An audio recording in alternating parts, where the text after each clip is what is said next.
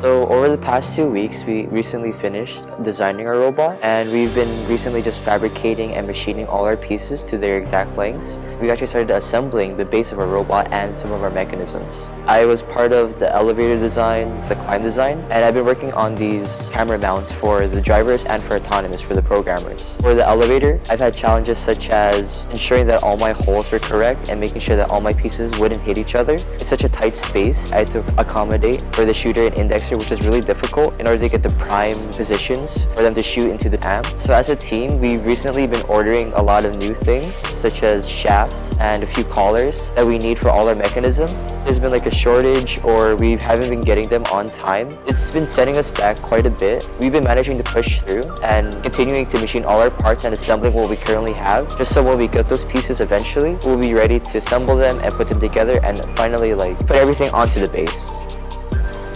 We've been machining pieces on the lathe for the shooter, indexer, and the base. We've completed all the pieces for the base right now, and right now we're working on CNCing all the leftover pieces for the elevator. One of the biggest problems we've had would be having a huge amount of pieces, because at the start of season, we didn't have that much pieces to work on, but then suddenly we had a huge amount of pieces, which kind of slowed us down. Luckily, we've been able to combat that by having such great machinists and being fast-paced, so we're almost done with all the stuff we need to work on. Over the last 2 weeks, the scouting team has been developing our scouting app. This year, we're revamping our last year's code. We're doing some refactoring, making the code readable, and we've also been implementing new components within our system. We've also been redesigning the way how the scouting app looks. So in the past years, we had only one table, which flooded a bunch of data into our faces, which was overwhelming for us. So this year, we've been splitting it up into multiple tables so that we can look at the team's individual data. So to overcome these challenges with identifying ways to counter our subjective data or removing any unnecessary data, the scouting team has been talking to our mentors and our previous scouters from last year to help us kind of break down what data they thought was kind of useless. Talking to them really did give us a baseline on what we kind of needed and how we would design our app.